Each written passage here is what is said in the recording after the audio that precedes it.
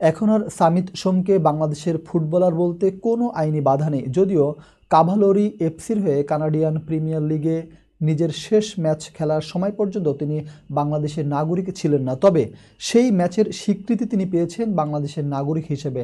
আর এরই মধ্যে দুর্দান্ত পারফরম্যান্সের পুরস্কার হিসেবে জায়গা পেয়েছেন সিপিএলের সেরা একাদশে। শেষ ম্যাচের আগের ম্যাচে প্রথমবার দলের অধিনায়ক হয়ে মাঠে নামেন সামিত।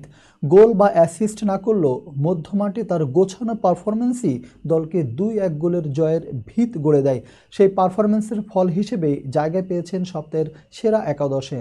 তার সঙ্গে কাভালোরির আরও 3জন খেলোয়াড় জায়গা পেয়েছেন: টোবিয়াস ওয়ারচেক্কি, ফ্লেজার অ্যাওয়ার্ড ও সার্জিও কামার্গো। শেষ ম্যাচ জিতলেও কাভালোরি এফসি এখনও সিপিএলের পয়েন্ট তালিকায় সুবিধাজনক অবস্থানে নেই। 8 দলের এই লিগে তারা বর্তমানে পঞ্চম স্থানে। 4 ম্যাচে একটি জয়, একটি ড্র ও 2টি হারের মুখে পড়েছে তারা। শীর্ষে রয়েছে অ্যাটলেটিকো ওটোয়া, 5 ম্যাচে তাদের পয়েন্ট 13। এদিকে মাঠের বাইরে সামিতের আরও একটি বড় অর্জন হয়েছে, বাংলাদেশি পাসপোর্ট হাতে পেয়েছেন তিনি। 2 মে কানাডার টরন্টোতে বাংলাদেশ হাই কমিশনারে কনসুলেটে তিনি পাসপোর্টের আবেদন করেন। মাত্র 72 ঘন্টার মধ্যেই তার পাসপোর্ট তৈরি হয়ে বাফুফের হাতে পৌঁছেছে।